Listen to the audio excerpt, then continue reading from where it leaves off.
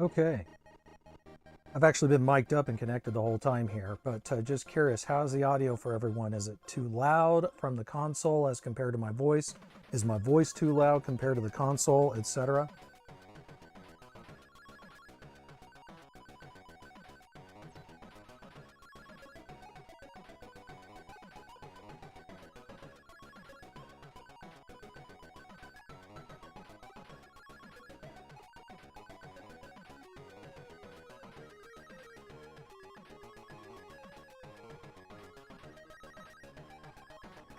Okay, I'm just checking because I can hear, based on the input capture for the audio, that it is picking up externally the audio from the console through my speakers here in the game room, in addition to what's being piped in from the capture device. So just making sure that there's not like some sort of a weird occasional echo or something. If I need to increase the noise gate on the speech portion, I can, to try to help eliminate that.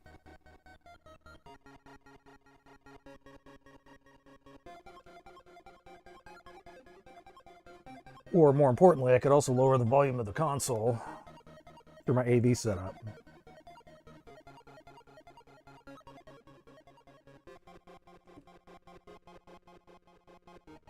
Well, it looks like it still picks it up regardless.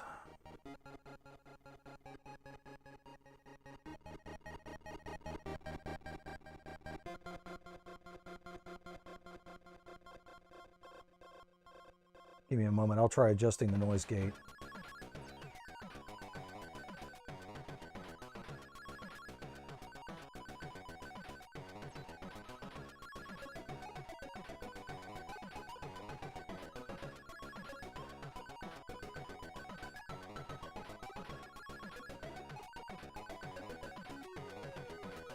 Okay, the console's a little low. Hold on.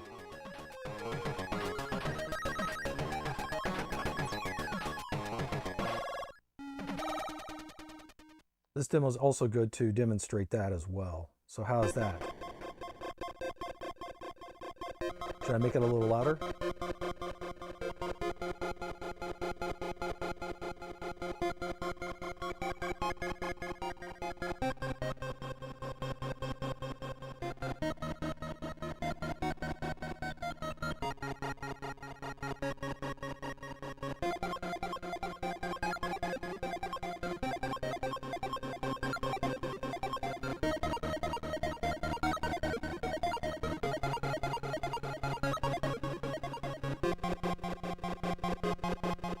Okay.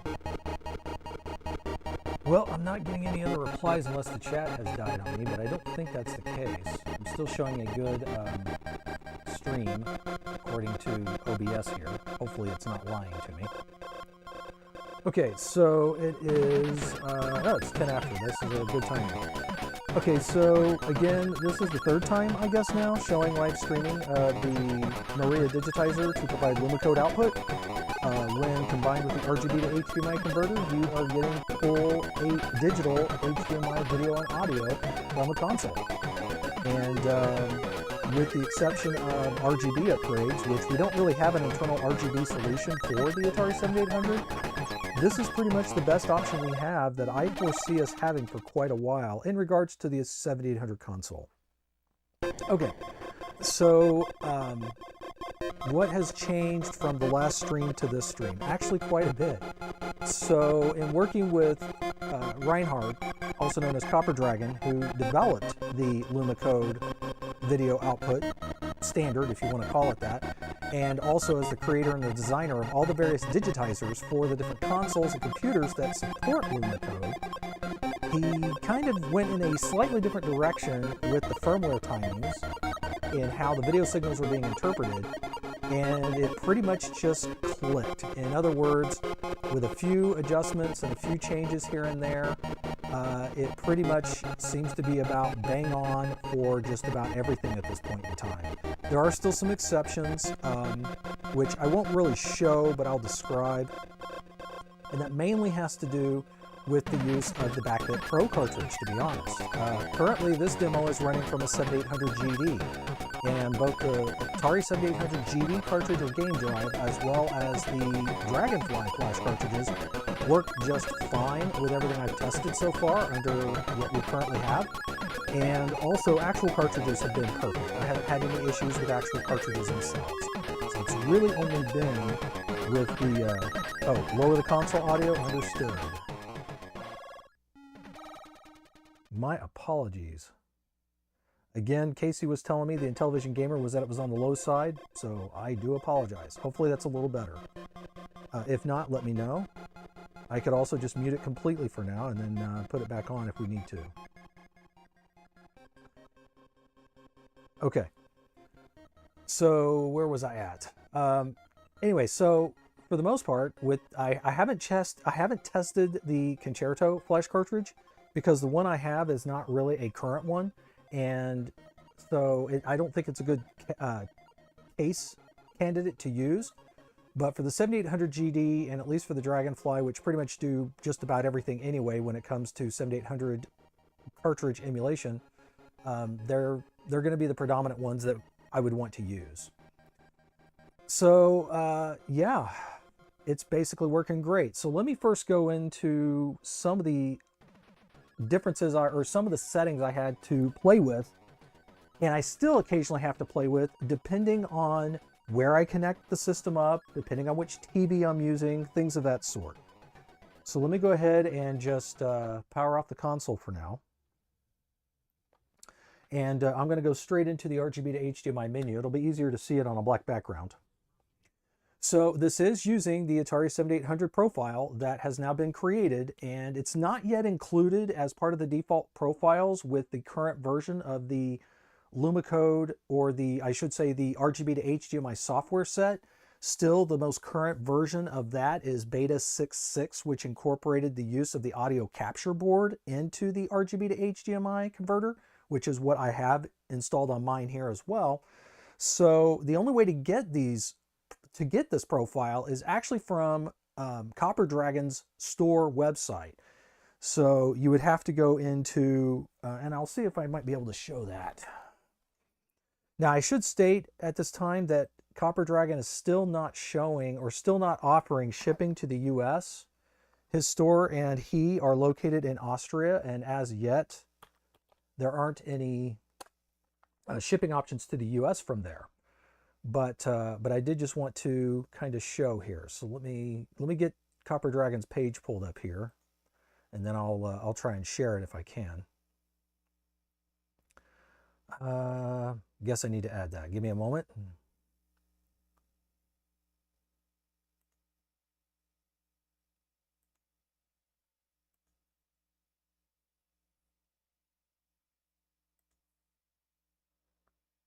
I was trying to. It's not letting me add. Okay, we're going to try this then. There we go. Okay, you guys can see this. Yes, it is kind of small in the upper corner here. I do apologize. I don't have the image full blown, so I'll throw it over here. So if we take a look at Copper Dragon's website, and we scroll down here to the bottom, or to where the MARIAdigitizer is located, right here. So it is now available and for sale. And in his listing, and again, this is in euros, so rough estimate is about $50 US, give or take, depending on the conversion rates, but it's going to be around that amount if you were to purchase this in the US. And it is now listed for use on both the PAL and NTSC console systems. So if we take a look at the project documentation page, which goes into more detail about it, etc., the installation is pretty straightforward. In the case of the NTSC consoles, this will require you to have to desolder and remove the Maria chip off the console. Although a lot of the earlier made NTSC 7800s do have the chips in sockets, the fact is the digitizers use round pin interconnects on the boards, and they don't really, I mean, they will work in a standard dual wipe or even the single wipe sockets that Atari used, but they won't stay very well, and I wouldn't consider it a reliable connection. So it is going to require, even if you have a socketed console, to probably remove the original. And I've actually been installing, or I did install, a 48-pin precision pin socket on my console for the digitizer. And then on top of that, you actually plug the Maria back into the the digitizer. So essentially the digitizer board sandwiches between the main board and the Maria chip. And then you only have just ground and Lumacode outputs that you have to run externally to be able to use it. Audio is not part of this setup, so I am actually capturing that or just taking the audio the same way I would for any other AV upgrade, just like I would for a UAV type setup. Anyway, compatibility with 2600 cartridges. So far, I have actually found that the MARIAdigitizer on some 2600 games works better than the actual TIA digitizer does. I'm not sure why that is, but as an example, one of the Supercharger games, Frogger, for the Supercharger, has some rendering issues on the TIA digitizer with the exact same 2600 profile on an actual 2600 console, with some of the logs not rendering the way they should. However, through the 7800 MARIAdigitizer, when in 2600 mode to emulate the TIA output the way it does, then the rendering issues are pretty much gone and they look fine. So just a little interesting aside there. It is using a default color palette that's already been selected. It seems to be pretty good. It seems to be based on the warm, quote-unquote, color palette like you might find in the A7800 emulator, I believe. But you'll see here that it talks about currently the software doesn't support the 7800 mode out of the box. You need to add a few extra files to the SD card. So yes, if you click on this link here, it will download the required profile files needed to run the MARIAdigitizer on your 7800. Now, while I have tried my best to make the settings that I'm using to be fairly universal, and I believe Copper Dragon has also tested it and verified they work well on his console also, there is still the possibility, again, that some settings might need to be changed. So yeah, so there's Copper Dragon's information on the MARIAdigitizer if you are curious and want to see a little more detail on it. But let me go ahead and go back to the RGB to HDMI setup itself. Again, currently we are in the 7800 profile mode. And let me show you a few settings that I have to sometimes adjust and mess around with.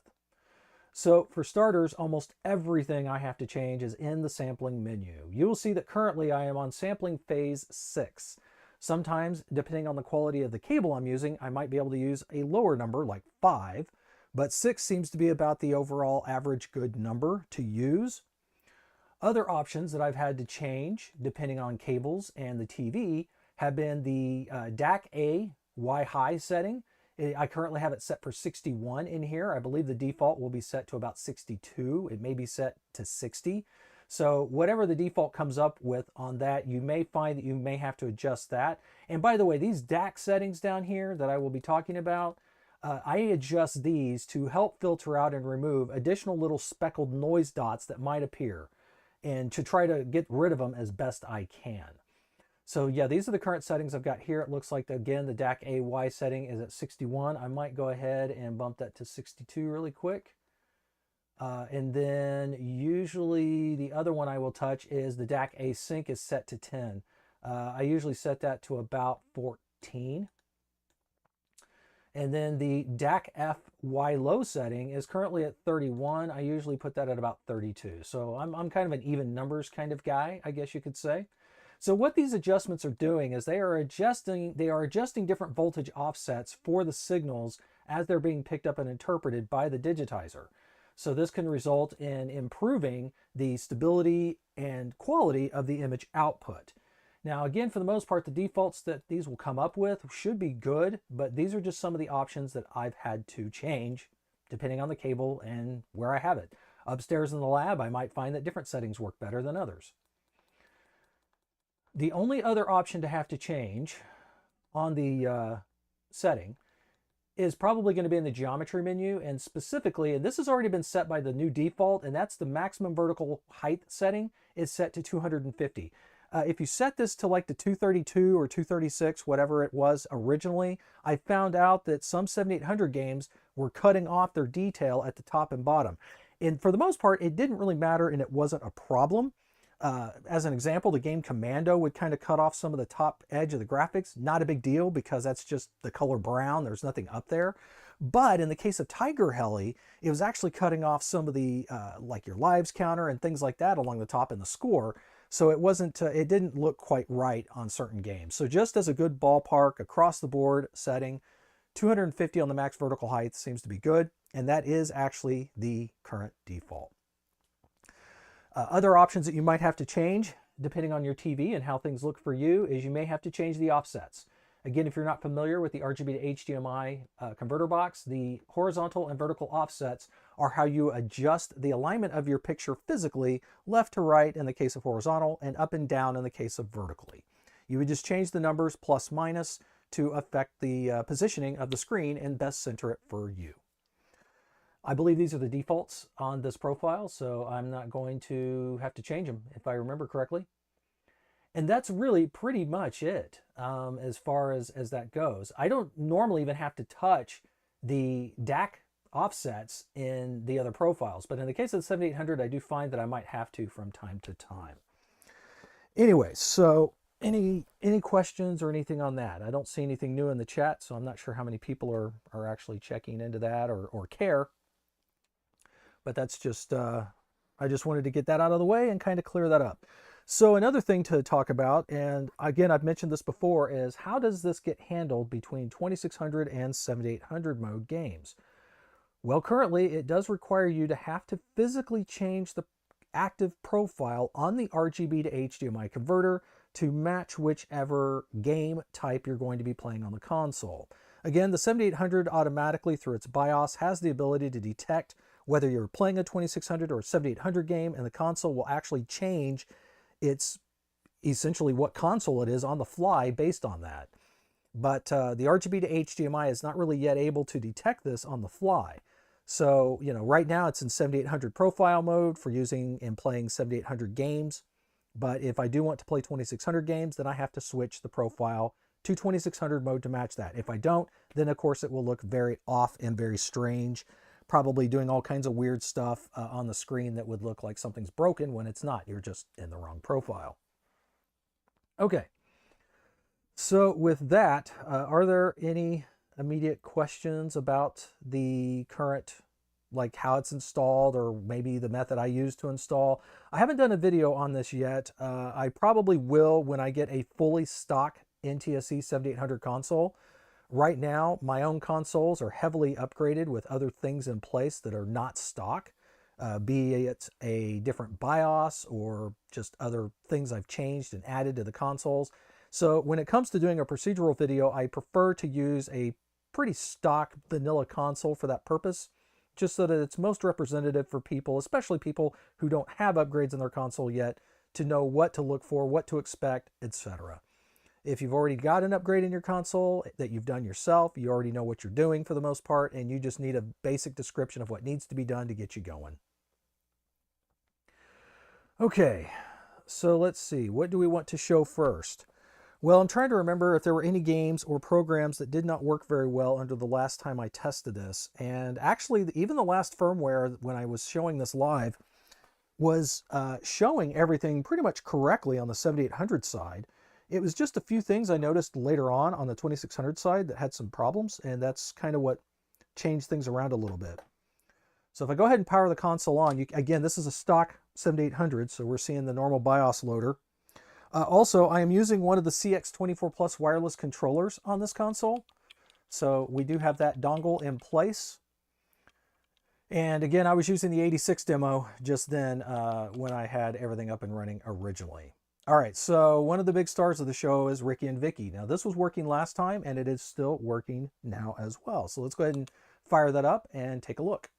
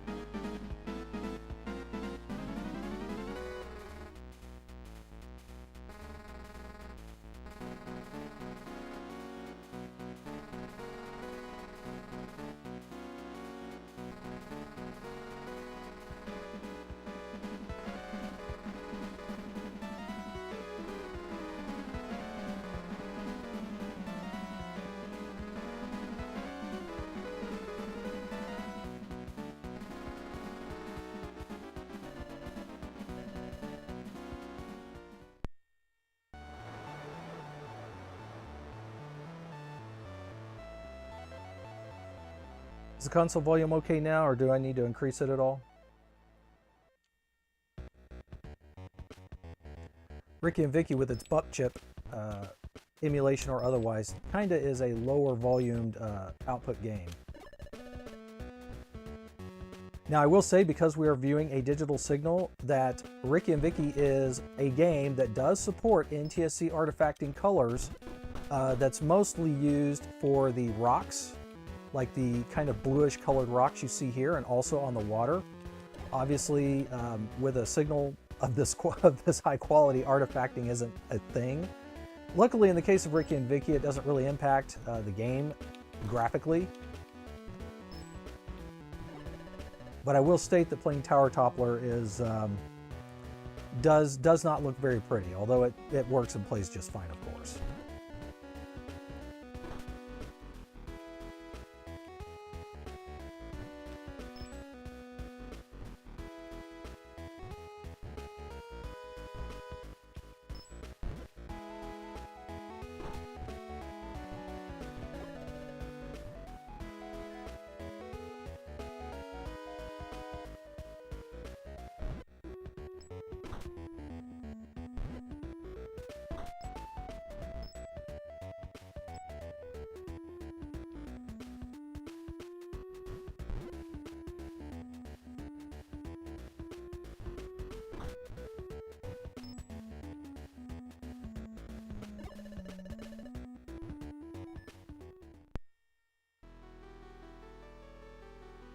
For those that may not know, slight spoiler alert, but if you're able to get through the first few screens that have enemies on them without killing them, it does unlock a special mode in the game.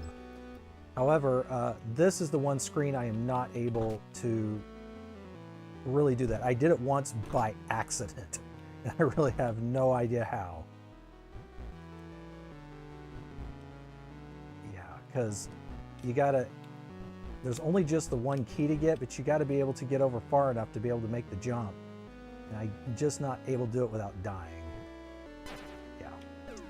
Darn. So I'm not sure what the secret is to doing it or pulling that trick off on this screen, but supposedly it's possible.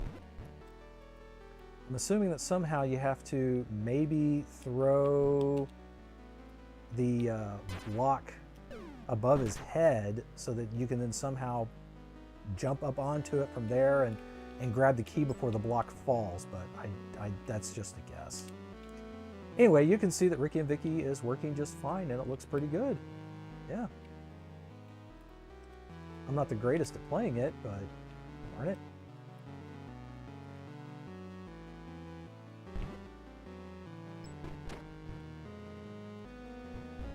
That's not good because, yeah. You need that block to remain alive.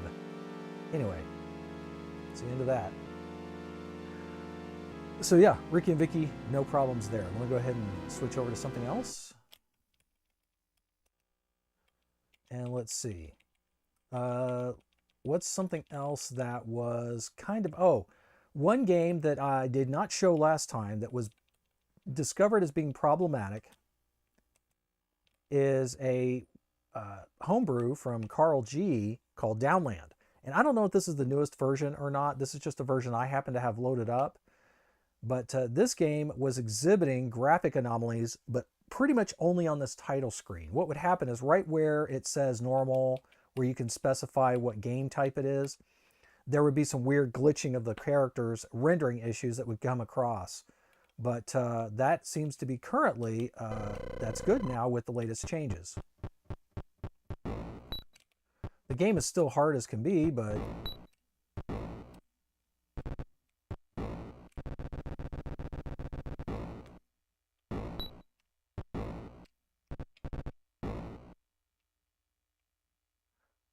What kind of flash cartridge are you using right now? This is the 7800 GD cartridge, or the 7800 game drive, which is pretty much the primo flash cartridge for the Atari 7800 right now.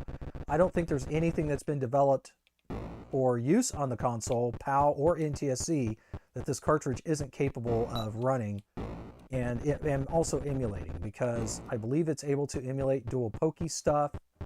as well as Kovac speech and some other things. You just have to enable the options.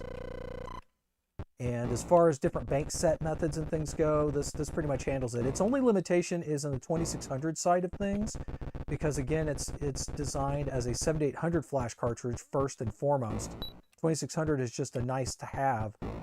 So some games, like Champ games, for instance, won't work on this cartridge. So anything that's going to require some of the more advanced hardware or exotic hardware on the cartridge to operate probably isn't going to work with this.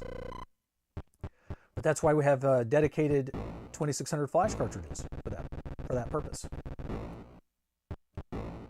So yeah, downline's working really well. It looks good, and no glitching now with the latest firmware changes. And really, this was the only the only game I was really able to isolate and find any real problems with from the previous testing. And it was just by a fluke I happened to test this. I'm like, whoa, what's going on with this game? So that allowed us to, or I say us, that allowed me to report that information and show detailed video to Reinhard so that he had an idea as to what needed to be done to correct and fix it. Likewise, if we take a look at MARIAdigiti's games, for instance, we take a look at, let's see, I believe this is pretty close to the final version. So this is Keystone Capers.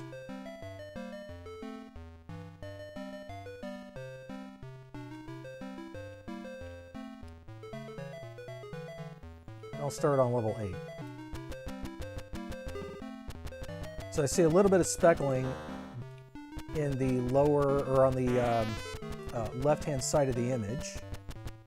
Might be able to clean that up here in a second. Let me get to a spot where I can pause the game. And of course, now that I've paused it, it's not doing it. That's okay. So this is an example where I might have to make some adjustment changes to the DAC. So again, I don't know if you can see it in the stream, but the left-hand side is showing some anomalous details. Let me see if reducing... Okay, so the sync isn't making a change. Well, actually, increasing it kind of helped. Maybe. Okay, that's too far. I'm going to leave that where it was at. Let me try reducing this one back. No change.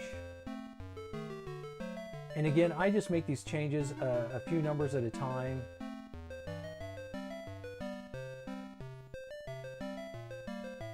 Alright, it's possible I just need to, let's see, okay, let me just, alright, that works better. So in this case, I just put the sampling phase to 7 and didn't have to really change anything else, and this looks fine. So now I have a nice stable image.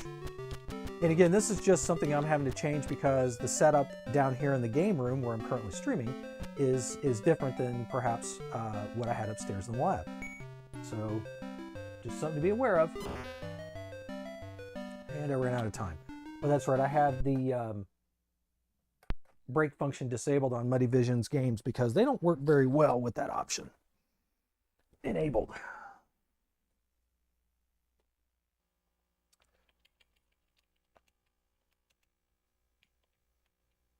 Let's see, I don't know. Oh, I know it. I know.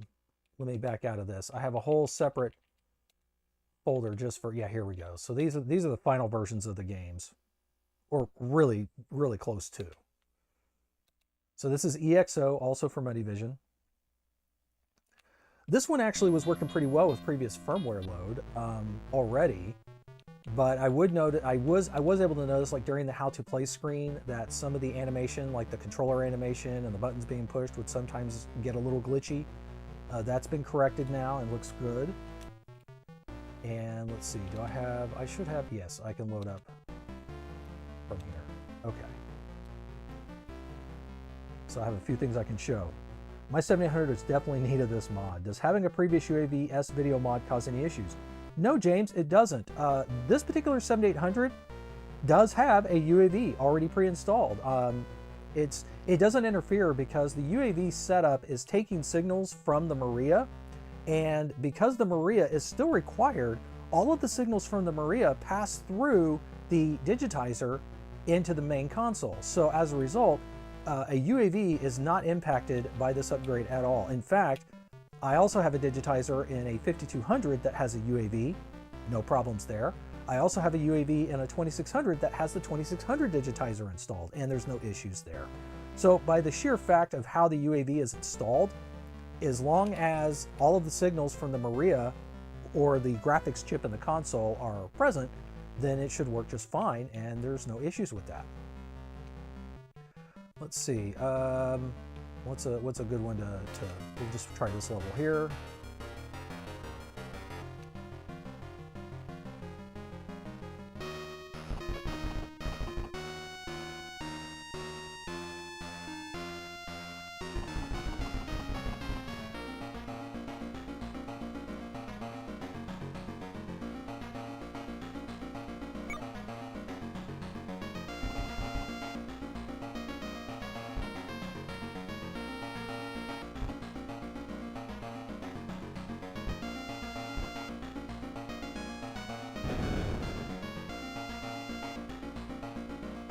By the way, you'll see pretty quickly I've got some practice on this game.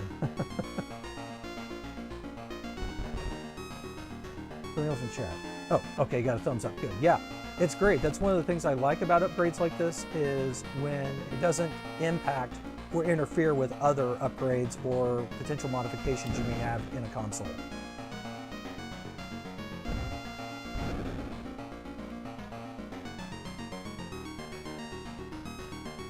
One thing interesting about EXO is that the Poké emulation on this is a little bit off because some of the tunes are still slightly a tad bit out of tune, even on the 7800 GD cartridge, which is interesting. I'll go ahead and activate this checkpoint here.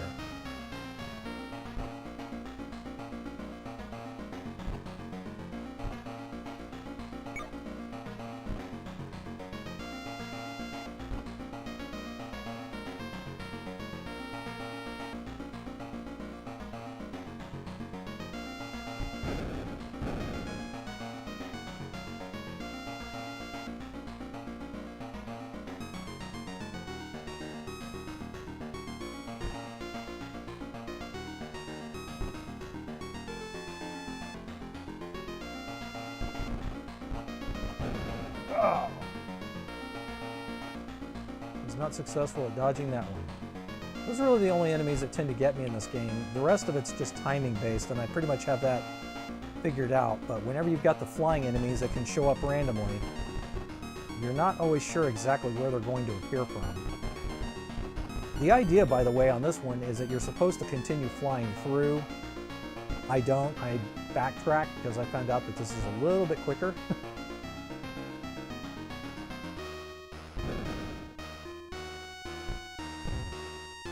Missed it. There we go.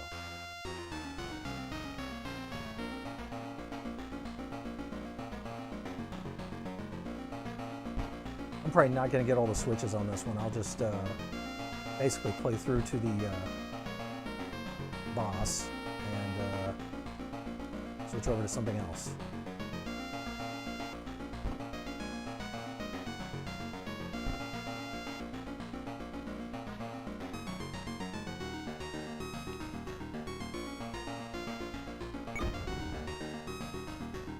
Although that was technically the last switch, but my particular save game file already has the hidden artifact.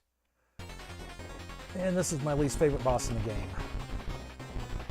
Not because I don't like it, it's just this is the one boss that really gives me the most trouble. It's very rare for me to play through this boss and not lose a life or two in the process. There he goes. You never know necessarily when he's going to decide what side he wants to go to.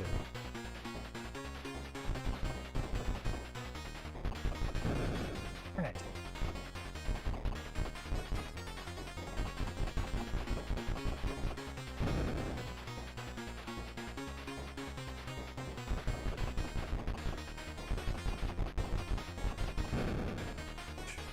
This is my last guy.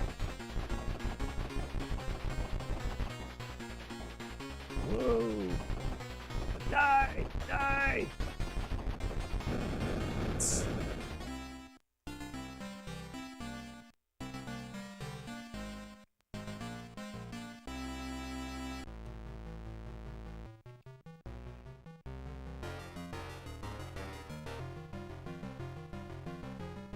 this cinematic used to have glitching as well with the previous firmware. It was only during that little opening cinematic as your little ship is shown flying through the clouds that would cause any issues. But again, that seems to all be corrected now with the current firmware, and probably final firmware for now, unless something major comes up in the future. But for now, this seems to pretty much be good to go. Okay.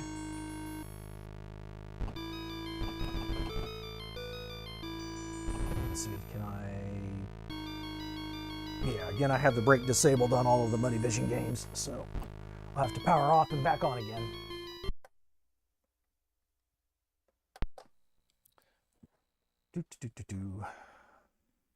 Is there any specific games anyone's curious to see how it might look like, homebrew or otherwise? I probably have access to it in some sort, including Bernie and the Tower of Doom. Although I don't know if I... yeah, I have the release candidate 2A version right here, which is maybe a little bit slightly less than the final release, but close enough that it's the full game. Obviously, I have the entire original set of games available. Let's see, what's something else that some folks might be interested in. 1942. Casey's Gold. Okay, I can show that. That's a 2600 game, not a problem. I'll do a little bit of, let's see, I believe I prefer Tix's color palette on this one.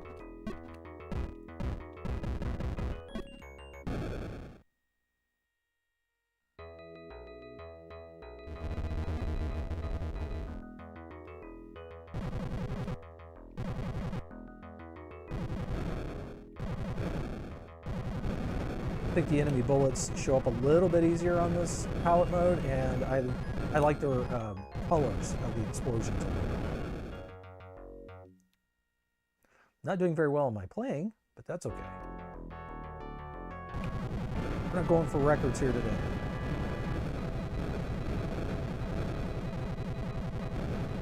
Whoa.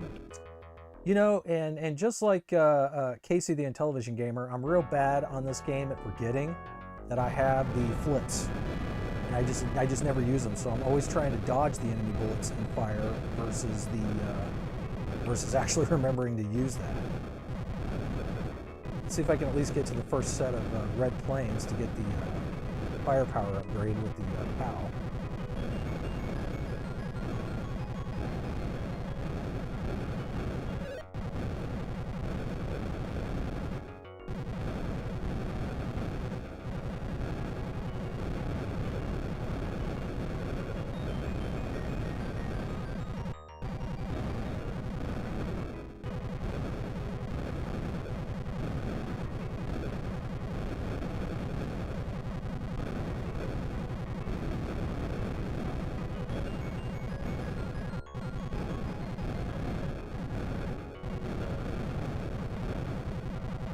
It's too bad that the current Atari wasn't able to secure the rights for this one, because this absolutely would be a stellar release to have physically.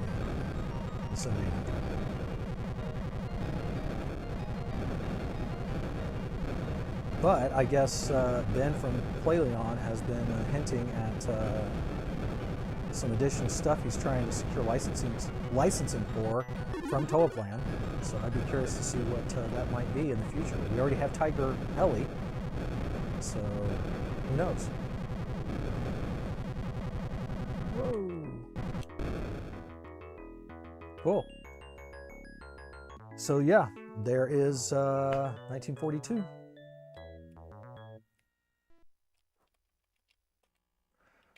Let's see, what else to show? I don't have the latest version of it, but we can take a look at Popeye.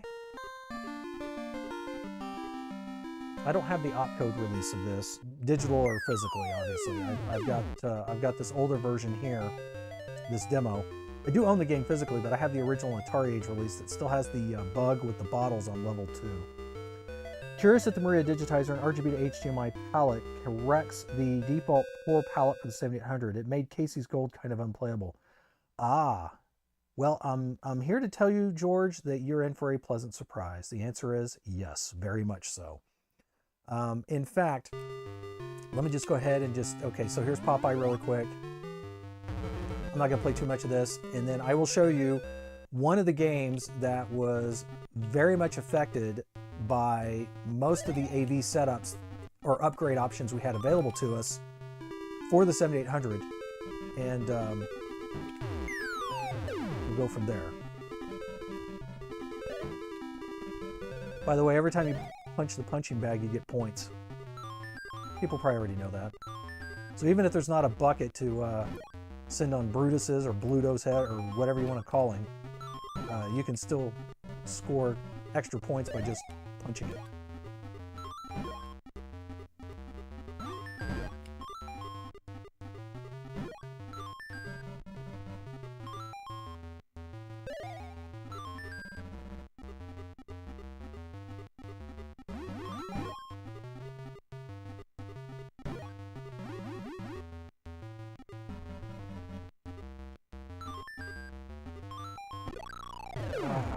I knew that was coming eventually.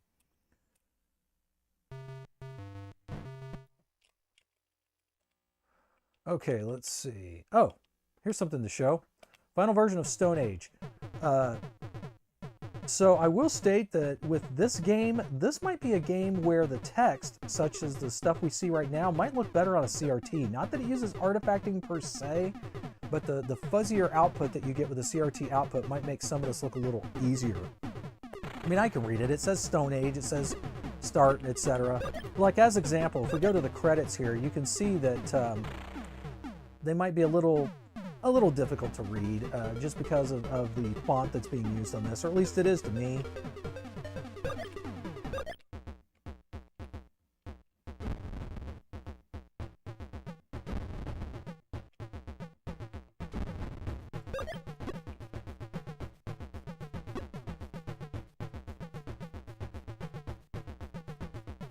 I should have started on the amateur or the pro level because this starts off really kind of slow at first. I believe this game just went on sale at PRGE as well, if I'm not mistaken. I don't know if this final version that's been released in the forums is exactly the same as the one that was being sold. I assume it is. It came out around the same time.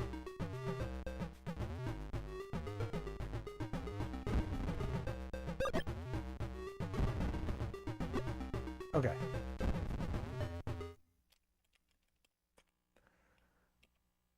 Let's see, what else would be a good one to show? Oh, okay, so George, you were asking about the color palette issue. So one of the games that's notoriously brought up all the time about this is Commando for the 7800, and that's because the ground on the first level is supposed to be brown. It's supposed to be dirt, and with a UAV and most other upgrades in place, especially on modern TVs, it looks green. It tints very heavily towards green. And this does correct for that. So as an example, let's take a look at Commando.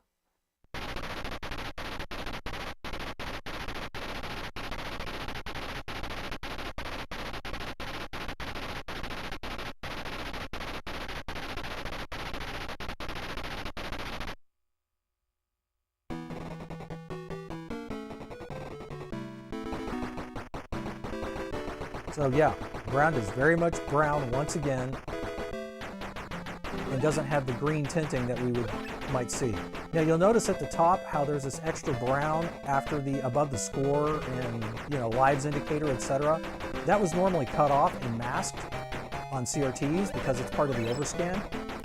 But you can see it here, and also as a result, you'll notice at the very, very bottom, like the last 2 lines or so, will show this weird kind of rendering glitch. That is not the digitizer. The same thing happens on a UAV as well. That's something that the console's always been doing. You just didn't see it on CRTs because the top and bottom were cut off. You could adjust the maximum vertical visibility, kind of like to mask that if it bothers you, but then again, you'll find, like I said, with some games like Tiger Heli, for instance, that when you do that, it cuts off part of the score information along the top of Tiger Alley. So it's like, well, what are you going to do?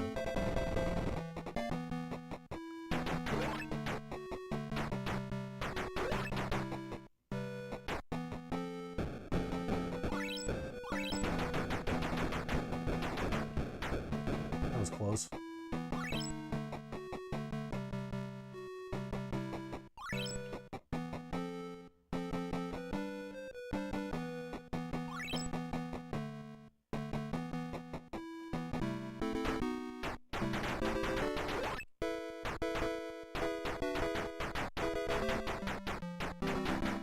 It's interesting to see the game like this again because it now has more of the arcade look to it once again versus the green that I just got used to seeing.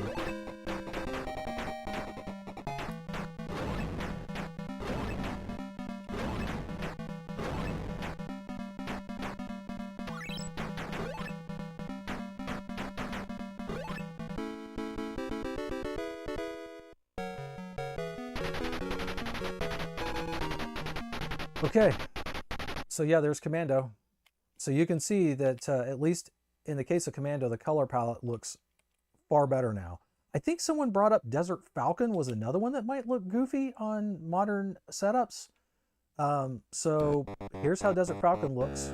I know nothing about how to play this game. I know you collect the little hieroglyphs on the ground to get power-ups, but I don't like have them memorized or know what does what's best and not.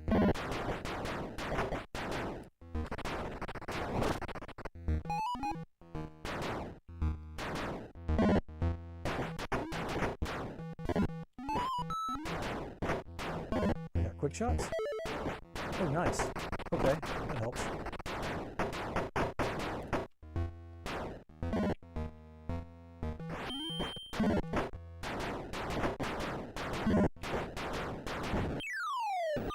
Okay, so there is Desert Falcon.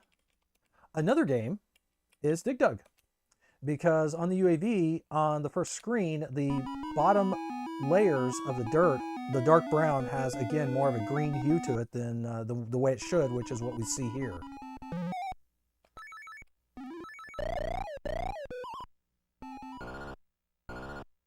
Whoa! Didn't expect Fygar to already jump out so quickly. That's alright, I got him.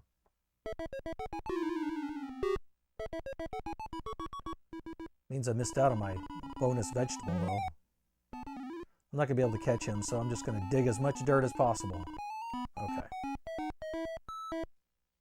So yeah, Dig Dug is another game to show off that the color palette is, as near as I can tell, where it should be with the 7800 in respect to the colors.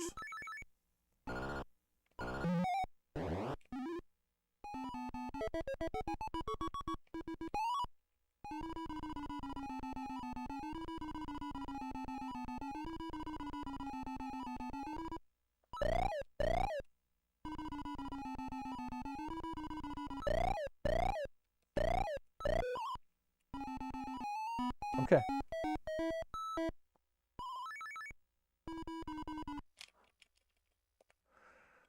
Now, on the opposite side of the coin, we have to show Tower Toppler. Everyone already kind of knows what to expect on this. If you've seen Tower Toppler through S-Video, you already know what you're going to see.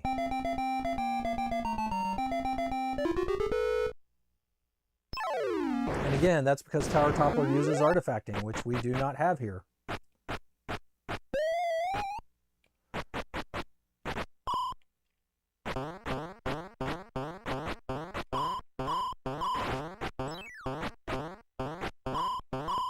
So in the case of Tower Toppler, I would probably still prefer to play this through composite. Just because that's going to show the details and different coloring better for the enemies.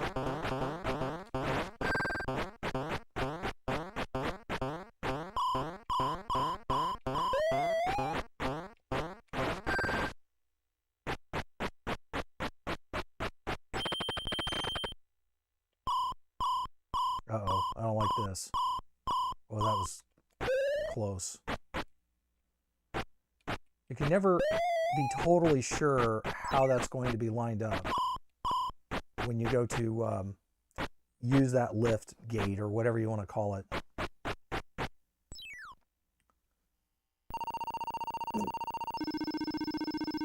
I mean, aside from the fact that the artifacting doesn't, isn't supported with a setup like this, so the tower and the enemy colors and such don't look correct, the rest of it looks great, super sharp and fantastic. And these bonus levels look great because they don't use artifacting to produce the colors.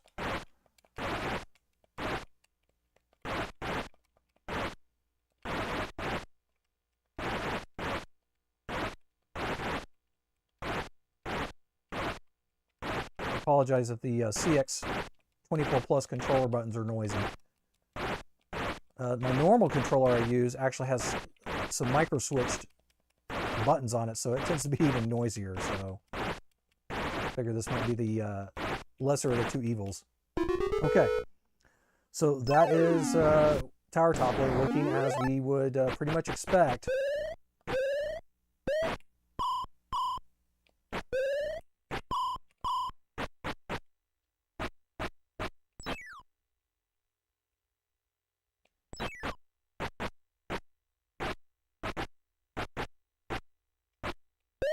It's too bad too, because a lot of these enemies have got some pretty interesting detail in them that you can only see because of the different color shades that become active with the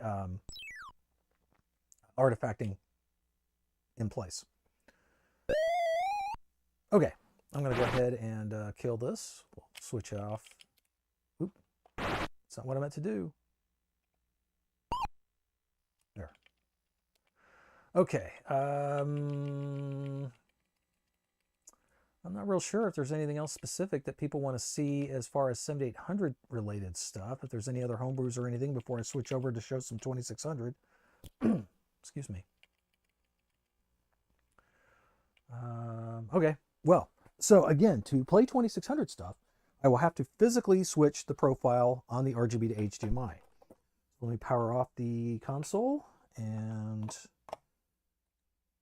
go into the box here, select profile, recently used, and I will use the Genlock method initially for this. And I will pop in the harmony. Now I will state that the colors look goofy at first, and then a second or two later it switches in. Okay, I am seeing a weird issue that sometimes pops up. This is something my TV is doing, or it could be the AV receiver. And that is that I sometimes see a weird white line that comes across. So what I'm going to do is I'm going to try powering off just my television and see if that will help with the handshaking on this. This is not something I ever see happen up in the lab. It's just something that happens here in the game room. Okay, now in this particular instance, I can see that there is a little bit of noise taking place, and I can see it in the harmony menu itself. Also, it's slightly cut off. So it looks like I need to adjust the geometry on this just a tad. Specifically, I need to set the vertical offset by just 1. Save that really quick. And let's see what, okay, we are in, let me just go ahead and put that to 7 as well, see if that helps. Nope, I still see some. So let me go back into my sampling, put that back to 6. Oh, there's the problem right there. The DAC setting is too low. That needs to be at least like 60, I think. And I usually need to put the DAC sync. We'll try that at 12 and see if that helps. Oh yeah, that took care of it. Yeah, that's great. And I can see the full word harmony now. Okay, so George, you asked specifically about Casey's Gold. I do have it here. You can see I have an Audacity folder. And, well, no, my TV's still doing that weird thing. I wonder if that's actually coming from my AV receiver. Hopefully not.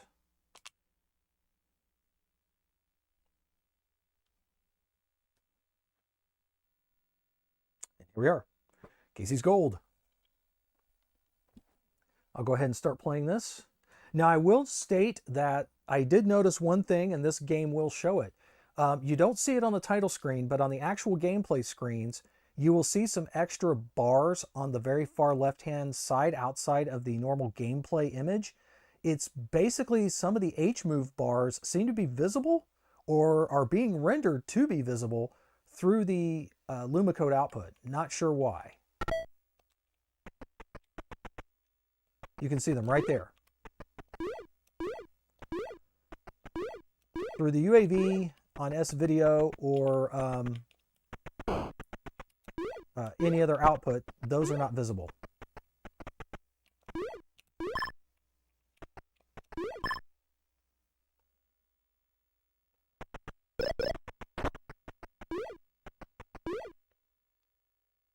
But George, I believe you can already see a difference with Casey's Gold and with the visibility, because that first train car that has that first spider you encounter on the bottom, that's a real difficult one to view and see. Even with the UAV, you kind of have to turn the brightness up on your TV a little bit to view it easier.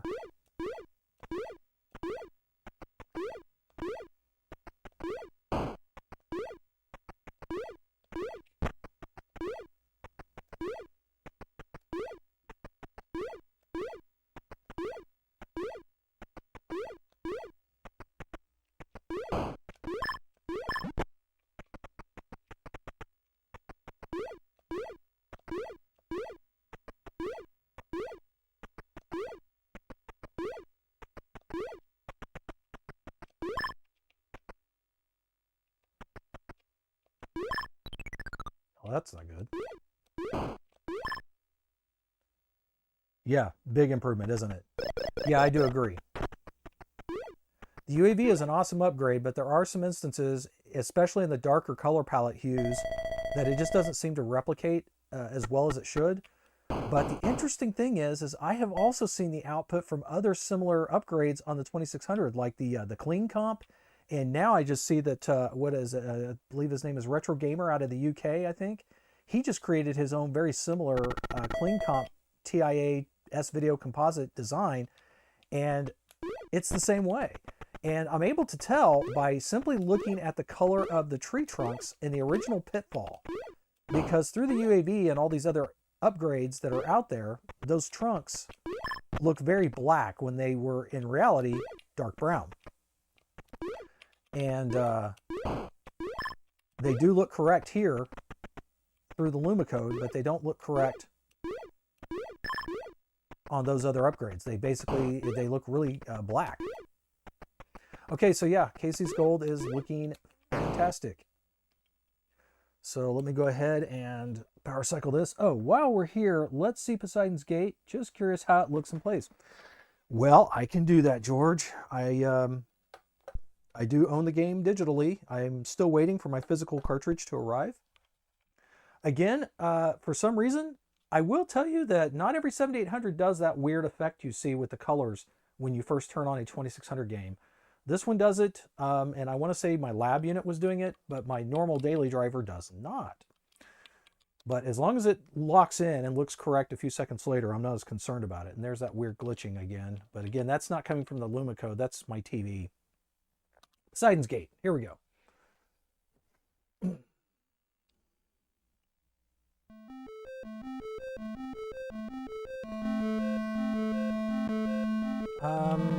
Yeah, I'll go ahead and play the full game, or I'll start to play the full game.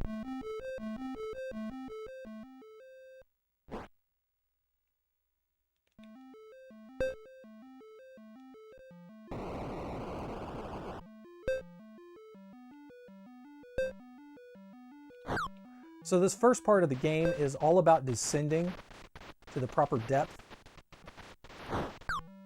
and avoiding bad things along the way. The goldfish give you a couple of points each as you pick them up. I think it's like 5 points or something.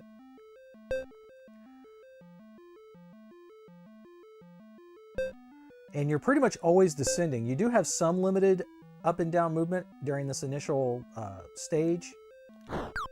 Now, the gold crabs will actually replenish your air, but they will slowly pull you down. But they can also provide treasures, hidden treasures. So for the most part, the game's pretty, I mean, as long as you know how to navigate and move things around, it's actually pretty generous with the air. And these jellyfish are bad news. These purple ones are not that bad, but all of the jellyfish will immediately turn tail towards you when you're on like the same plane as they are horizontally. And I don't want to get too far past this air station. Now the blue jellyfish, they're nasty. They do the same thing, but they're really, really fast. So I got to let them go off to the side, to the far edge. And then the electric eels will also hurt you. That's a huge sprite if that is how he is doing it. Kills me how these guys pull so much. Yeah, I'm not sure, but yeah, he is a huge, I mean, I'm assuming it's multiple sprites essentially being used. So like that crab had a diamond ring. Now these jellyfish, you cannot shoot them. You just have to avoid them. And if you get touched by something bad, like the jellyfish, they take away your oxygen and slow you down.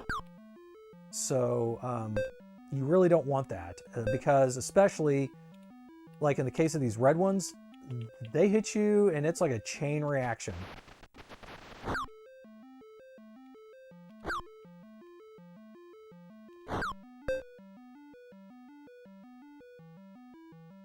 I have managed to already beat this game.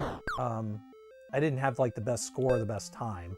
I think it took me, what was it? I want to say around just a hair over 40 minutes to beat it the last time I played it, which was late last night, by the way. Okay, so yeah, so this is a situation where I have yet to, I haven't figured out how to get that seahorse. The seahorse gives you 5,000 points and a free man. And I have not figured out how to get that seahorse yet without basically dying completely. Because those red jellyfish are just horrible. I'm also not sure how much of a requirement it really is to get a perfect score to get all these yellow goldfish, because I know for a fact I have skipped several of these goldfish before when I completed the game, and the fact that I was 5,000 points off told me that it was because of that extra seahorse that I didn't have, because they're worth 5,000 points. Now, at least in the case of the purple and blue jellyfish, if you get touched by them, then it's just a one-time thing. From then on, they won't bother you or they won't hurt you if you get touched by it again. But, yeah, that's not good.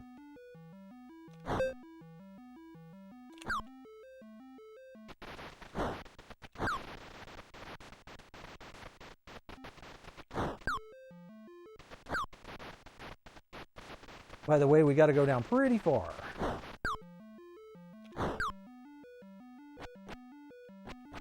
Uh-oh. There we go. I want to say one of these guys might have a treasure. I don't remember. I think the next one that has a treasure, it's either like a money bag or it might be a watch, I'm thinking, maybe. I don't know. One of the treasures is Bitcoin. So that tells you that, you know, it does take some modern...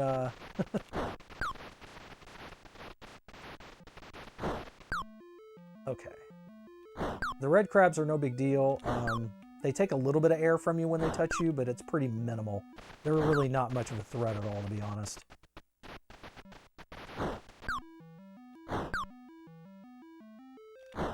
Ah, there we go. Okay, it's the necklace. And I'm already at the next air station. As far as I can tell, there's not really a penalty for using or having to get air.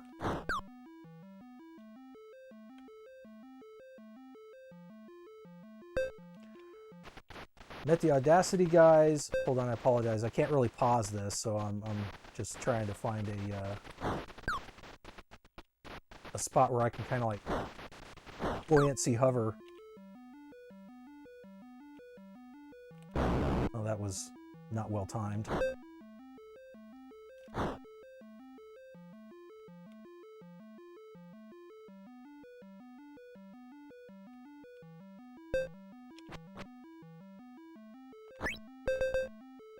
Now that fish there is called a sunfish. When he's moving towards the right, then you have positive buoyancy whenever you interact with him. But when he starts moving to the left, then you have negative buoyancy and he pushes you down. So he can be both a very helpful thing and a very not helpful thing, depending on the situation of the screen and how the enemies are laid out. In some spots, though, you have to rely on using that fish. It's called the sunfish in the game, to reach certain things, certain other crabs or whatever, the gold crabs, for instance, things like that. We're about halfway down. Yeah, it's again, a full playthrough of this, if you know what you're doing. I mean, apparently there's the watch. Apparently some people, or at least one individual, has posted that I guess they were able to do this in about a half hour. My best time has been just over 40 minutes, and I did not have a perfect score. So I had obviously missed a few things along the way. But that seahorse, he's not a problem. He's easy enough to get. That gives me a free guy. And the only way to lose your guys in this is, there's two ways. The main and primary one is by losing oxygen. And the other method is that, oh, hey, look, I'm on the bottom. Okay, cool. I guess I was wrong. I guess I was a little further than halfway down. Those guys, the crab along the bottom, he's bad news. And the your movements are very strange when you're on the bottom. Because you can't just move up and down at whim. But the gold crabs come in quite handy in this part. So on this one, you want to just kind of do these little moon hops along the bottom instead of... But here I had to squat down in order to jump up with any distance so I could take out that purple jellyfish.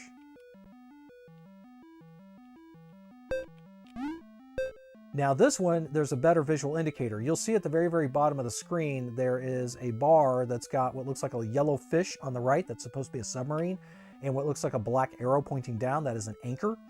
And if you take a look at that bar, you'll see that there is a red line going across, and that is my current position.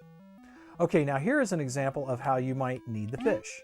Because he's moving to the right, I have positive buoyancy, so he moves me up so that I can now come back down and reconnect with the air. But now that he's moving left, it caused me to move down a little bit. Now in this case, if I want to see if that crab has any treasure, then I'm gonna,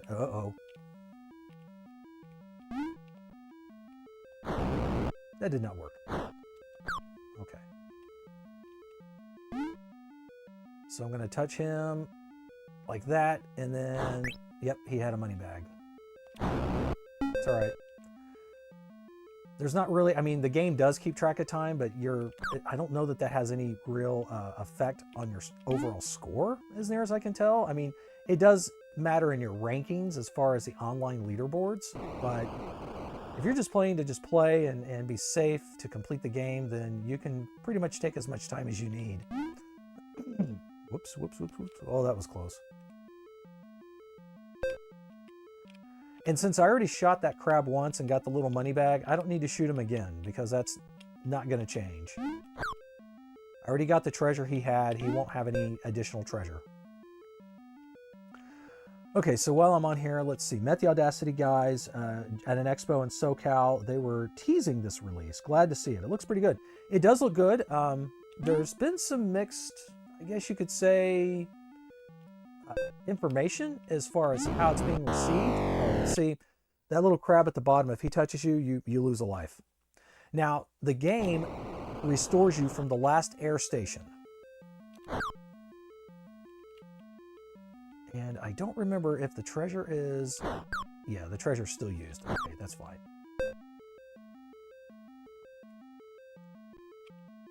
Oh, was not quick enough. That's okay. So this is where the game gets to be a little trickier. Because you just got to time it right on how to move around.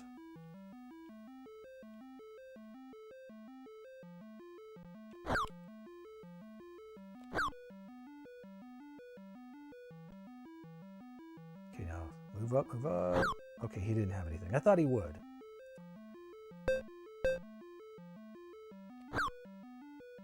Now, if you find that you need more oxygen, then these little gold crabs are perfect for that because they provide you oxygen as long as you're touching them. So if you just do these little tiny little bunny hops back and forth, then you can exploit that pretty good. And then wait for these guys to go away, and I'll shoot him. Hey, look at that, he's got a watch. Okay.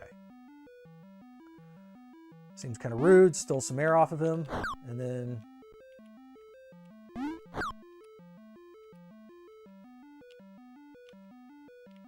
yeah, steal a bunch of air from him and then shoot him for his treasure. I guess that's how the game is to be played. See if I can get some buoyancy here. I did. Okay, I didn't need it. Again, you can't shoot the red jellyfish. You just got to avoid them. And unlike the other jellyfish, they will hurt you repeatedly if you touch them.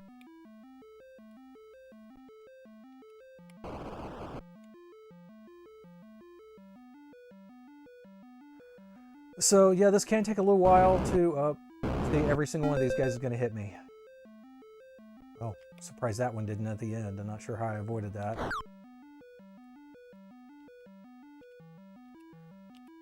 This bottom part easily takes the longest as far as gameplay goes. The next part, which is essentially getting rid of some sharks to save the submarine that ultimately is what you're trying to do here. It's all right. Take the hit so I can get past him. Maybe I'll have a gold crab coming up soon that I can exploit for some air. Uh-oh. This is going to be a trickier one.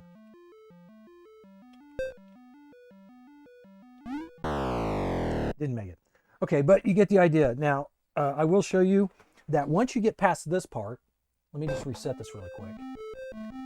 Then at the end, it takes you to the part called the Shark Grotto. So once you get to the end of this section, the bottom level, it takes you to where these sharks are, and you have to take out the sharks. Now, I have found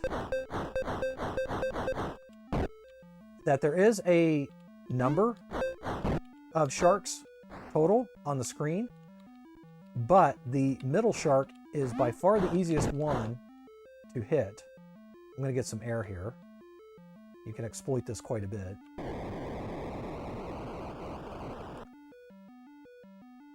However, he's going to drop me down, making that a little harder to... Basically, the sharks, there's a certain number for each screen, and if you just keep coming back and forth and taking out the center one enough times, then they'll eventually stop new sharks from showing up. And then you can focus your attention on taking out the one on top and the one on the bottom.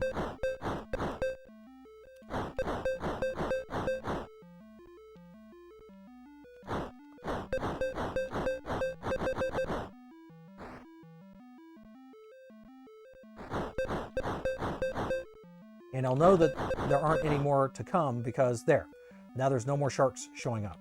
So if I jump down here, I'm going to need to get some, I'll go ahead and get some air, but I'll also need to, I need some more buoyancy.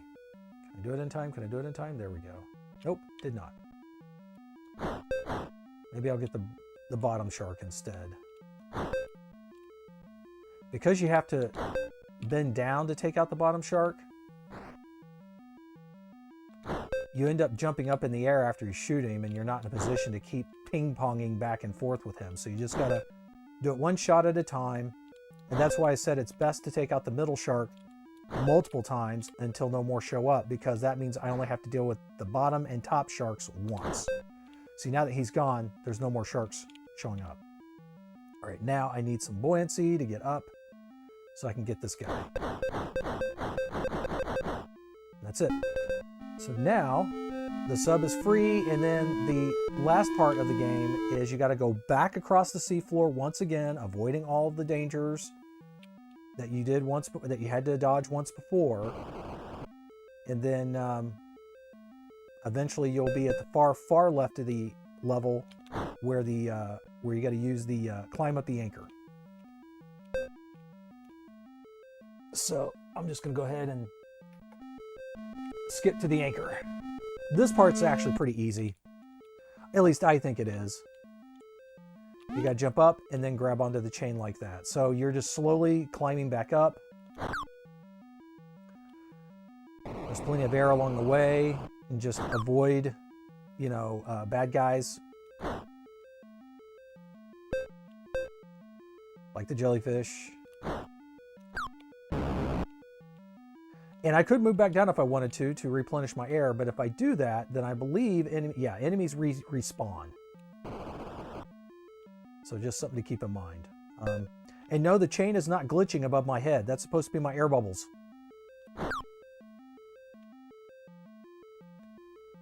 Because this one's so fast, and because I'm, well, didn't time that very well. Got that one. Come down. So this one's really just more about patience. And being careful when you are climbing up, to give yourself plenty of time to be able to shoot enemies that need to be shot. By the way, don't shoot those fish. The bullets will ricochet and come back and hit you. And actually, I say bullets, it's a harpoon gun, I believe.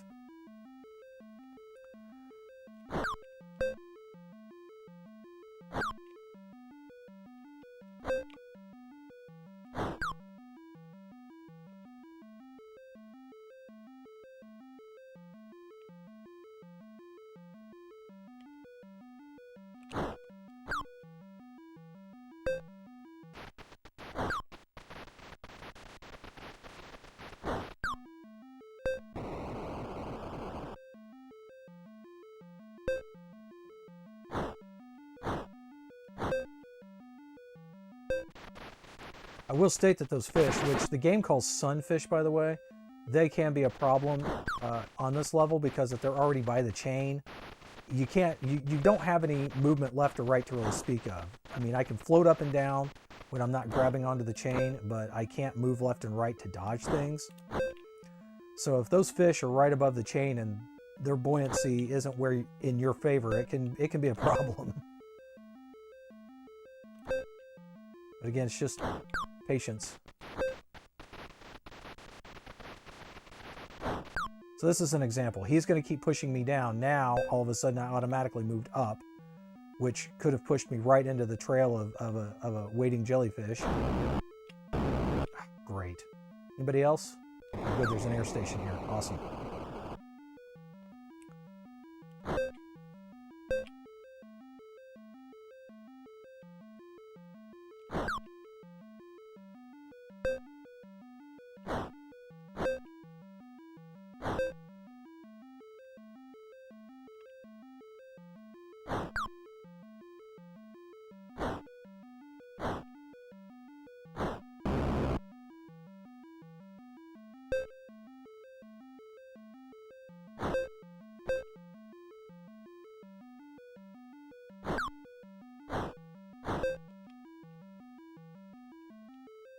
See, in this case, there's a jellyfish up above. He's going to automatically push me up, and I may not be in a position where I can take out the jellyfish in time if that were to happen.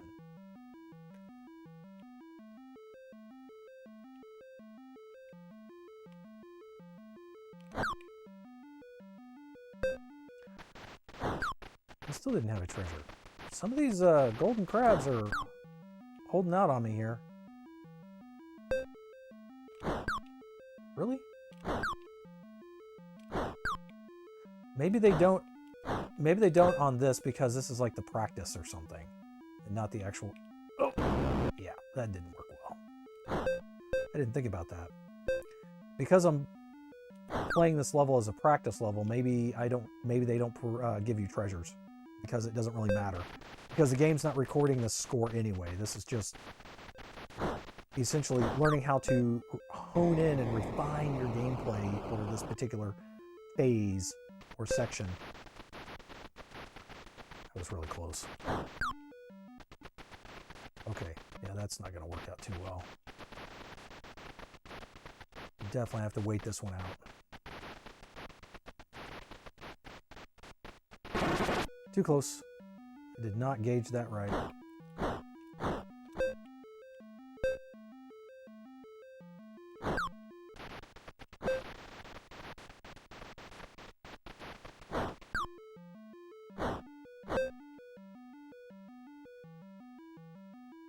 Anyway, so that's Poseidon's Gate. When you get to the top, you effectively have beaten the game, and then whatever your final stats are, that is your score, which is which you can then submit to their online leaderboard. Although, because I am an Android phone user, I am only able to get that QR code to work if I use my iPad, which is not even a normal tablet I use. I use it for work-related purposes. Thank you for the deep dive into Poseidon's Gate. Yeah, that's, yeah, pun intended, got it. You know what? I just noticed my TV, my OLED, is starting to darken the image on my side because this is so static. Let's see, what else can I show on here? Let's see. Oh, I know what I can show. I can show some new stuff. Let's see. Let me go to test ROMs. Let's see. We've got, I don't have the newest version of Dasher, but I do have Dino Eggs, which I like a lot. I've been playing this a lot. I'm going to be anxious for this to be on sale next month from Champ Games. I know they were selling it at PRGE, but I have to wait like everyone else, like the rest of the plebes, and order it once it's available online.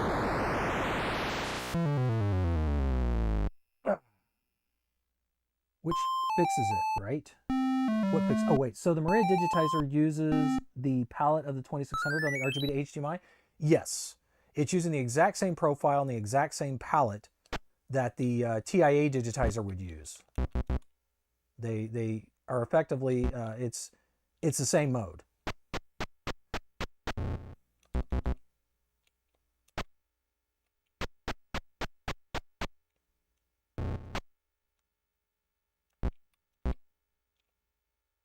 Need to get my fire started so I don't have to worry about. There we go. Now I am free from Mama Dino's stomping feet.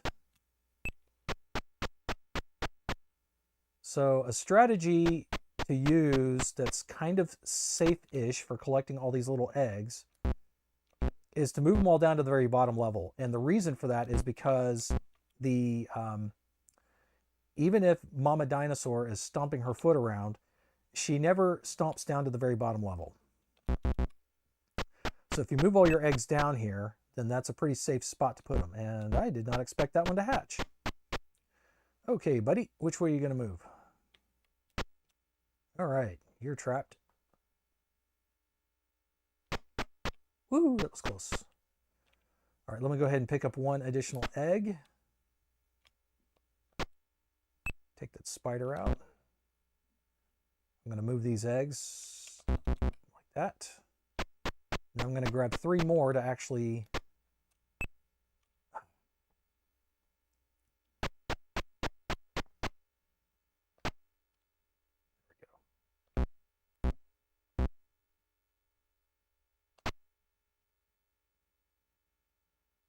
So I've got a full set of 3 eggs to take with me, plus a trapped baby dino, so I will be able to get the maximum points I can when I get through the time gate.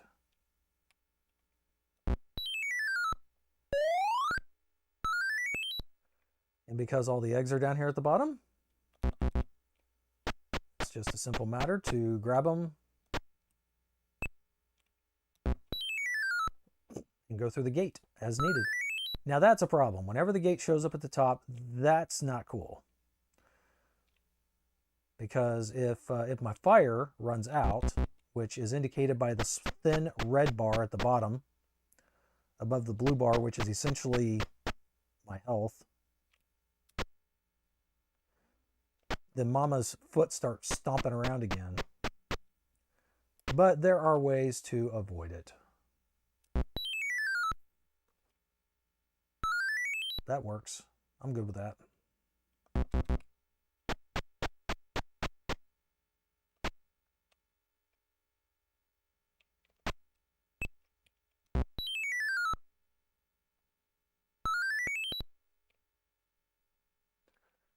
And technically, you could keep spamming spiders for the most part. Well, kind of. Once the fire runs out and the mama foot starts coming back out again, the spiders disappear. But essentially, as long as that fire is active and there's spiders at the top, you can just stay down here at the bottom and keep spam dropping them off. They're only worth a point apiece, so it's not like tons of points, but you can.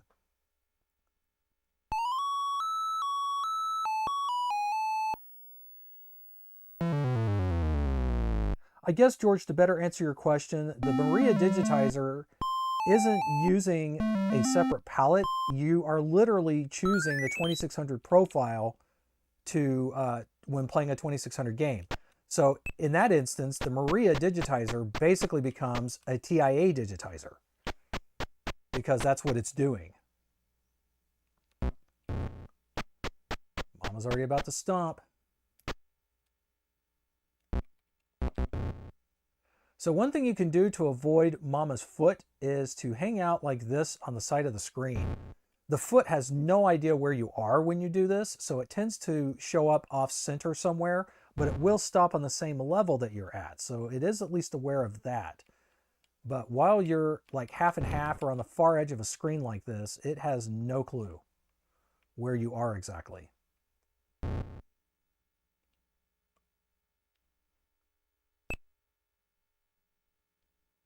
See, went center of the screen because I had no idea. So you can exploit that a little bit.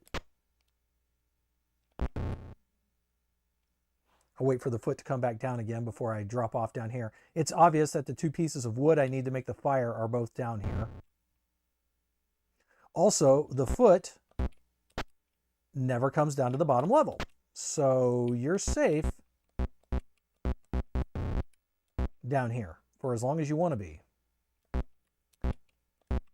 Okay, just started the fire, so now we don't have to worry about Mama stomping us anymore. There's only 2 levels to this demo, so once I complete this, it'll automatically end the game with whatever my score value is at that point. So I'm picking up 3 eggs to move them down here to the bottom. Now you can hurt yourself by jumping into your fire, so don't do that.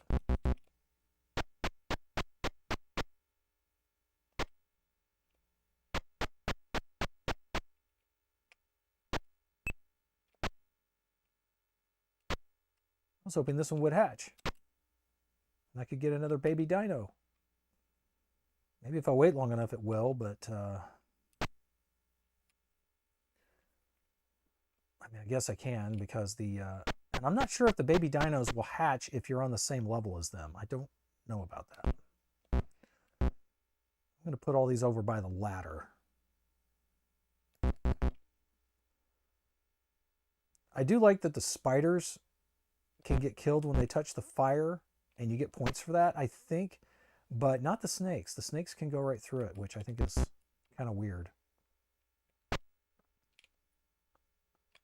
Makes sense, thanks. Yeah, no problem. Ah, there we go. I got a baby dino to hatch. Awesome. Let's capture him. And then I'll start going through the portal to get rid of this stuff. Uh-oh, he's going in the other direction. That's not good. I've not been successful in jumping over him to trap him when he's going away from me. He's got to be going towards me to pull that off.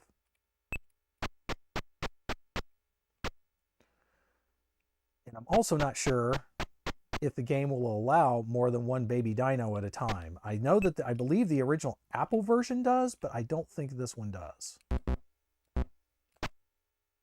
Probably a 2600 console limitation.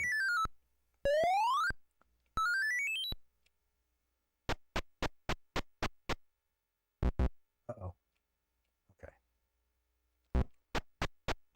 If the snakes or spiders touch you, then you are poisoned, basically. And in order to cure yourself, you have to run and stand in front of your time portal. And that's what the blue bar at the bottom notates. It notates your health condition if you've been poisoned. Also, you'll lose any eggs that you may have been holding on to when that happens.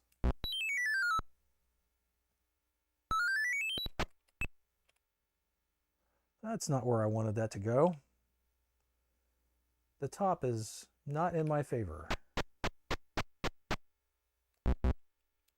The fire is almost out. That's okay, I have enough time. Or I will.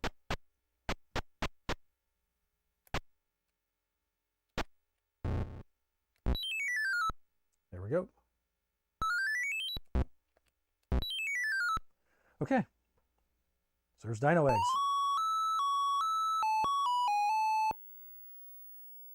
And that's it. Game over, because again, this is only the demo. All right, let's see. Is there anything else that, George, I'm not sure how many people we got watching, but is there anything else that anyone would like to see demonstrated or shown? I have it in 2600 mode right now, but it's no big deal to switch over to 7800 if somebody has a specific 7800 game that they would like to see. It's going to be coming up on about 4 o'clock here in about 20 minutes. So I'll probably just stop streaming at that point. Let's see. No requests?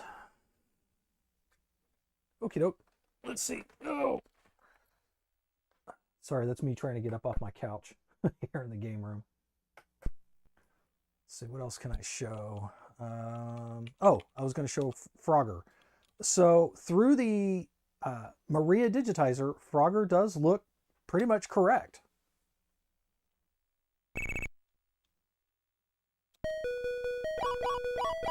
And that the logs are fully rendered without any issues. There's some occasional still weird glitching that occurs on the far sides, but at least the logs are shown in full. Whereas on the TIE digitizer, for some reason, the centers of the logs end up being invisible. They're there, you can jump on them, you just can't physically see it. But on the MARIAdigitizer, this is not an issue.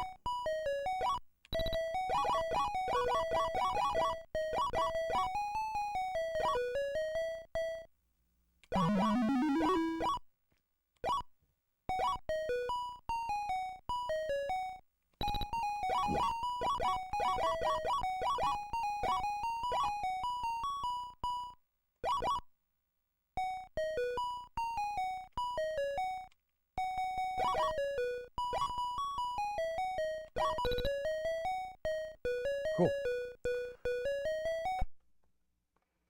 What else do I have here? Oh, I do have, I brought the Uno cartridge. For some reason, the Uno cartridge, for the most part, starts up normally. I don't normally have that weird color effect taking place that you saw earlier. I do have the Audacity games here as well, although I misspelled my alien abduction by adding an extra A. I don't know why. Let's see what I have in the test section for this one.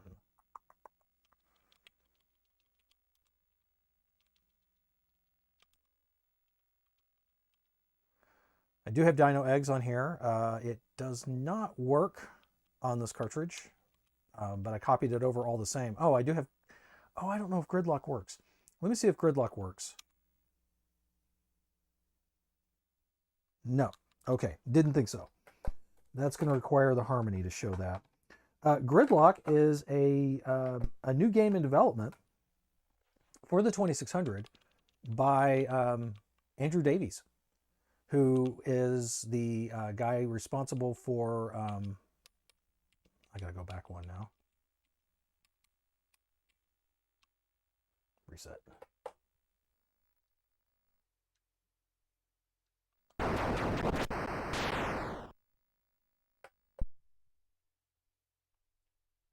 Figures I would load up Minivision's Air Raid. Oh, that's interesting. So, okay, there it is. My TV wasn't showing an image there. I could see it in the capture, but I couldn't see it on my TV. It took a few seconds to come up. Interesting. All right, let's go here to test ROMs, and I believe I have... Okay, so Gridlock works on here.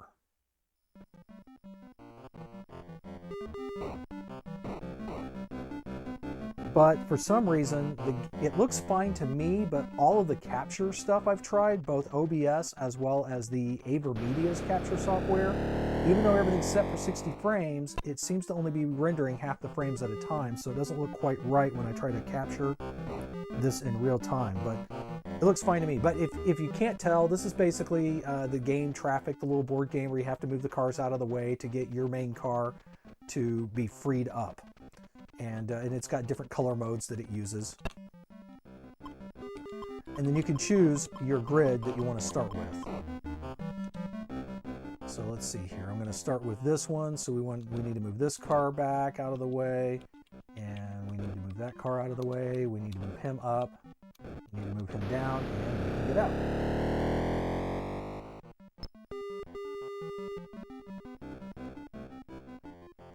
Okay, and let's see, we need to get this car. Let's see, we need to move him. I'm looking to see overall here. Gonna move him back. And this way, down, down, forward, up.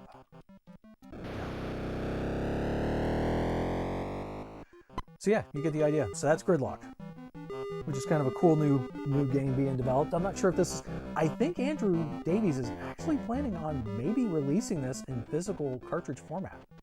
You still have to switch the RGB to 2600 mode on this. Yes, Hugo, we do.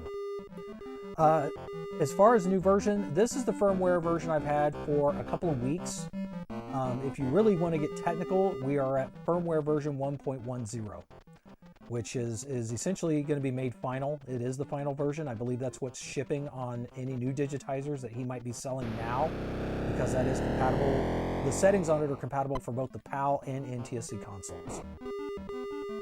But yes, you do still have to physically switch the profile when you are switching between 2600 or 7800 mode. I suspect that's going to be a thing for a while. But it's not a huge deal. I do think this part here with the color being weird at first is strange. And again, that's kind of a new development. That could be just something specific to this console. I'm not sure. Let's see. But yeah, so if I want to go back to 7800 mode, I've been playing 2600. So if I go back to put my 7800 game drive back in, then it is not going to look right. Everything's going to look way off. And it's because we are in the 2600 profile and it needs to be switched.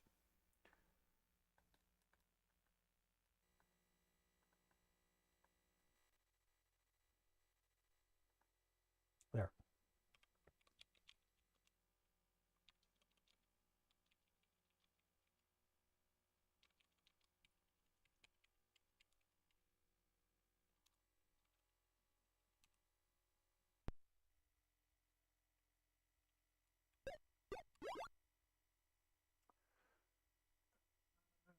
My HDMI audio, it sure did. I have not figured out why this is. I need to talk to Copper Dragon about that, but it would seem that the audio, when switching to 7800, gets flipped to stereo. Also, I don't know if you just saw that or not, but if you take a look, I'm going to let this go through again on its own. If you take a look at the high score screen that comes up here in a moment, it's showing you high scores between, I think, like, novice and arcade level or whatever. And the first high score screen looks correct. The second one looks all messed up. That is not the digitizer that causes this. Let me wait for that to come up and I'll show you what I'm talking about. Since it has a remote, that should be able to switch with the remote, right? I'm not aware of a remote for the RGB to HDMI. If one exists, then the ones I have don't have a remote or a remote sensor on it. Okay, so this screen looks correct, but watch what happens when it switches to the next one. See how everything all looks messed up? That is not the RGB to HDMI. That is not the digitizer. That is some sort of a weird compatibility issue with this Donkey Kong PK XM version on the 7800 GD. That does not happen when I run this game from my back bit or from my Dragonfly. That second screen looks correct. It only looks messed up on the 7800 GD. I'm sure it's just something that's just never been reported. But aside from that, the rest of the game works correctly. Also, the 7800 GD, for some reason, doesn't show Kong right there. But then he shows back up. Not sure why there's that missed frame, but that's a 7800 game drive thing, not the digitizer.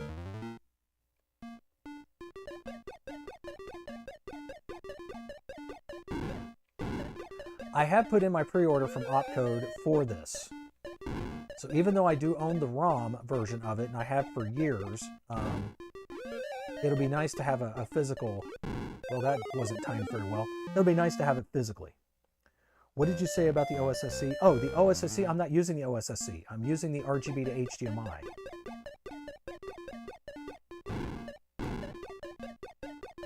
But yes, the OSSC does have a remote, and you do have the ability to change profiles. I have never tried to use my OSSC with the Lumacode setup because from what I've been told and from what I've seen, there's just a ton of configuration stuff you got to goof around with to make it work. Also, I am using the component inputs on my OSSC dedicated for my Sega Genesis. So I don't feel like disconnecting the green line from that to connect Lumacode up.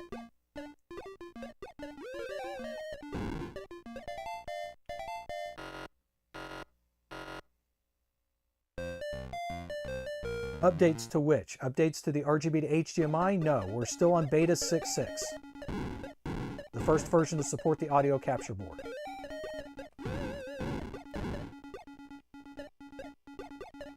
But this is newer firmware on the digitizer from when the last time I streamed.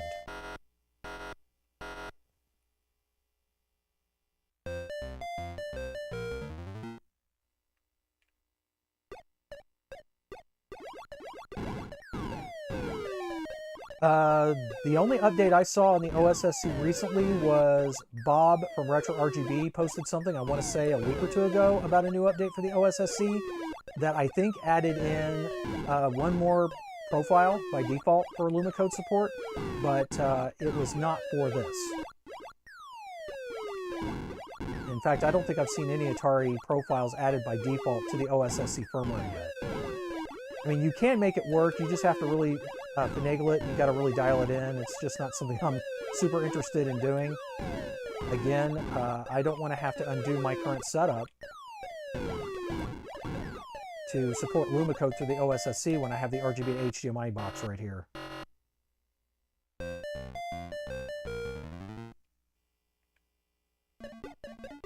I suppose for most folks, maybe the component inputs aren't usable, or they just don't need them on the OSSC. But for me, one of the reasons why I specifically got the OSSC was to use the HD Retrovision cables I have on my Genesis console setup. And also, I use the VGA input. All of the classic consoles that are on composite, S-Video, some RGB, some VGA, they all go through the VGA on my Xtron. Or I should say, they are all output as VGA from my Xtron, and then that input, or that output goes into the OSSC's VGA. Gotta find my words. I'm still waiting for you to tell me if I should send out my digitizers to get the updates. I'm ready pretty much any time.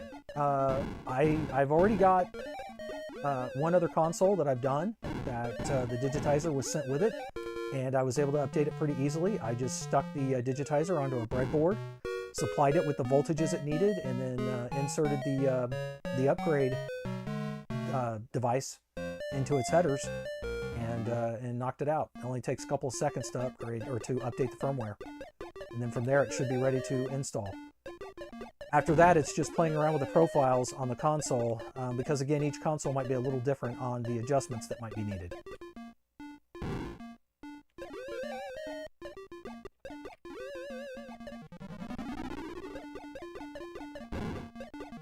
So in this particular case, Hugo, you can send them to me whenever you feel comfortable doing so. I'm actually off all this week. I've got some ColecoVisions that I'm going to have to be looking into and hopefully get working. And was recently notified that I have one or two more ColecoVisions headed my way. So I'm going to be busy probably with that most of the week. But again, I can update the digitizers. That's not any big deal. That would only take, it'd take me longer to get everything set up and get ready to do it than it does to actually update them.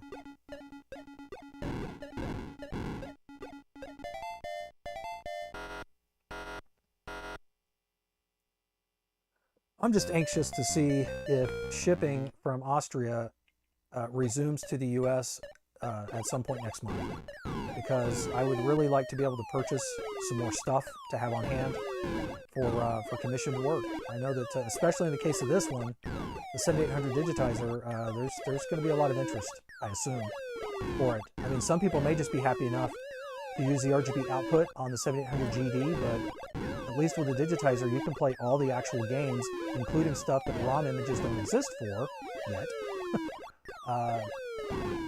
just from the outset.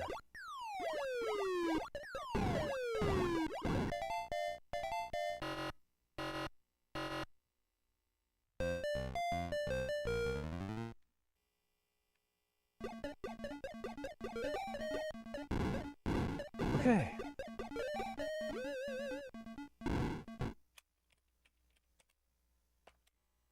Let's see, what else might we want to show? Let's see, Pac-Man XM is about the closest I have to the Pac-Man collection on... I've shown this before, but again, it still looks correct. So the 320 mode stuff seems to be working perfectly fine. Hasn't been any issues there. We do have some slight glitching on the bottom here for this version, but I think that's more to do with the scrolling that it uses. I don't think that's the digitizer at fault. And I'd have to double check. I might have the brake enabled still as well, which also interferes with this particular game. But it's not impacting the gameplay. It's basically in the overscan area. Because I'm pretty sure the short maze version doesn't do this. It's only the scrolling version that does this. And the fact that it's only on the very bottom portion of the maze and not throughout the entire image kind of leads credence to it being something due to the overscan. Because again, once the screen scrolls up off of that, it's not as visible.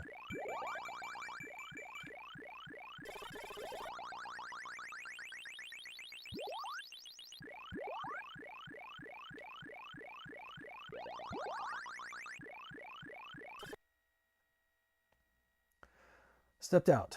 Did you say shipping may resume next month?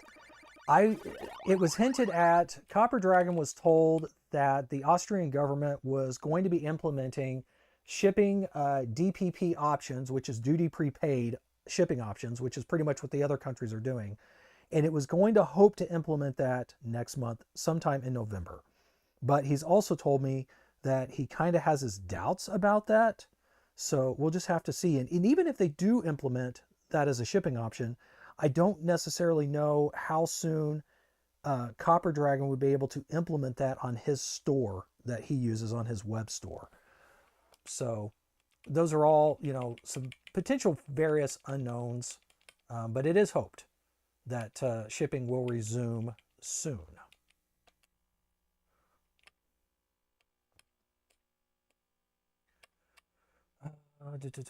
Let's see.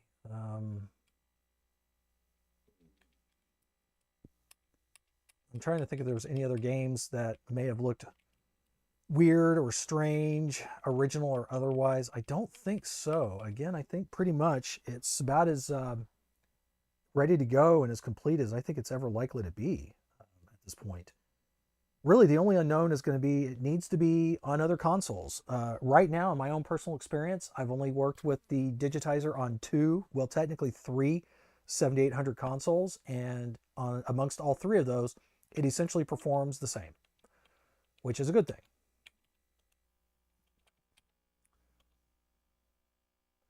Fair enough. Funds are tight, but through the holidays anyway. Fingers crossed for the MARIAdigitizer in 26. Yeah, I'm fairly confident that at some point next year, we'll definitely have some shipping options open to us again. It's just going to take time like anything else. And it's also important to keep in mind that once shipping resumes, it's going to be more expensive anyway, just in general. I'll give you a great example. I just recently had some PCBs made up for Lumacode, as a matter of fact. And, a year ago, I could have had those boards made for about $18 to $20 total, shipped in my hands within 2 weeks. No big deal.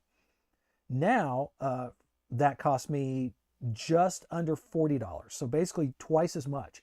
And that was 100% all on the shipping side of things. The actual cost for the PCBs to be made up, that didn't change. It was all shipping and the increased shipping options. So, you know, all of this stuff's going to go up in price. So, you know, a PCB board that I may have been able to offer and let's say sold for $50 USD as my cost towards, or cross-charged back to my clients, is probably going to cost more because it's going to cost more to ship it. How much more? I don't know. That's going to depend on once I've placed an order and kind of have a ballpark on what I can average that cost out to be to cover that. That's basically how all my costs are done. You know, I'll order up a few things, and depending on how much it all costs in total, I divvy up that extra charge as part of the cost of the item to compensate for the shipping. That's just how these things are. So yeah, I don't know what it will be. My initial guess, I believe the MARIAdigitizer is about on the same ballpark range as the NES digitizer and some of the others, and the TIA digitizer. So my guess is it'll probably be like a $50 PCB, you know, maybe a little bit more, again, depending on that shipping. The installation for it is a tiny bit more involved. I mean, again, I do advise removing, well, the Maria has to come out anyway. If it's on a standard 7800 that does not have sockets in it, the Maria has to be desoldered and removed for a socket to be installed. And even if you do have sockets, I recommend that it be removed, the original be removed and replaced with a precision pin type socket to better match and be more reliable for use with the digitizer itself. So as a result, you know, there's a tiny bit more labor to add on that because it's not quite as simple as just laying the board flat onto some pins and soldering on a couple of connections and running a couple of wires, as has been the case essentially with PPU digitizers for the NES as well as in television. So, you know, it really, there's not a whole lot of time there to install one. But on the 7800, 2600, you know, we do have to remove the chips for, at least for, I think, for proper installation. So, okay, well, that's pretty much it then, I guess. I mean, you know, if you've seen the previous streams, you kind of already knew what to expect. The important thing is that we have pretty much, as near as we can tell, at least from everything that I've tested, both homebrew, original. Granted, I haven't tested the entire library of 2600 and 7800 games, but we've checked and tested ones that are known to be problematic with how they were rendering graphics to begin with, and all of that seems to be good to go. So it would seem pretty much that the 7800 digitizer is ready. It's done. It's good to go, and I'm anxious and excited for shipping to resume once again so that I can offer it to others that might want their consoles to be upgraded with it, because it is an amazing upgrade. The entire Lumacode RGB to HDMI ecosystem is a pretty incredible video upgrade path. Oh, you're most welcome, George. Thank you for checking it out and hanging out. Again, is there any last minute questions or requests or anything before I go ahead and cut the stream for the day? I don't really have anything else planned, but I was going to be setting up a 7800 down here anyway. So I figured I would just go ahead and spend a couple hours to stream and just kind of show you the progress and that everything is good to go and it's ready. We just need shipping options. So I guess those of you outside of the United States, you guys are in luck because you've got shipping options available to you and the MARIAdigitizer is ready. So you guys have got options and you're set. Sounds good, Hugo. I don't have my phone with me right now, but I'll check later if you're needing specifics on anything, and we'll go from there. About me sending my stuff over to you this week. Sure, that's not a problem. Again, it wouldn't take long at all for me to get those digitizers updated and get them sent back out to you. It'd be pretty simple stuff. I don't really have a way to verify that they're going to work 100%. I can only verify if the firmware update, when it does its verification, doesn't fail, then I have to assume they're good to go, because I would actually have to install them into a console fully to actually check them, but I don't think that'll be necessary. Okay, no worries. Yeah, again, I've had good experience. I mean, I haven't had any failed firmware updates that I've done. I've certainly had firmware that Copper Dragons had me try that did not fix things, and in some cases it made things worse when we were trying to do different things, or he would try to do different things to try to handle timings differently, things like that. Again, he's got a unique position here because he's having to create a product that can be used for both NTSC and PAL systems. And especially in the case of the 7800, we're dealing with different clocks and we're dealing with different chips in that process. So it's a little more, I guess it's that way with the other consoles as well, you know, but yeah, it's just kind of more of a challenge.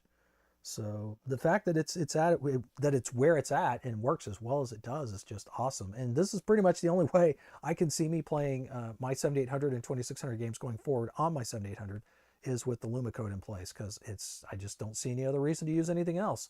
I have UAVs, but I'm probably not going to be using that output much anymore. So, but such is progress. You know, the UAV was great 10 years ago. Now we have Lumacode, and if you have a console that hasn't been upgraded, then that's absolutely an option to look into. Okay, well, that is enough for now. So yes, it's just after 4 o'clock. I'm going to go ahead and end the stream here. So again, thanks for hanging out, checking out. If you have any questions or what have you, just reach out to me through my Facebook profile at Ivory Tower Collections, or if you go through the About section on my YouTube profile, I believe it gives you details on how to contact me as well. And I will do my best to answer and provide any additional information that you might be curious about. So with that, you guys have a great rest of your Sunday and a safe upcoming Halloween holiday here in the US, or I guess Halloween's celebrated in multiple places. And I'll catch you guys another time. So there you go. Thanks again.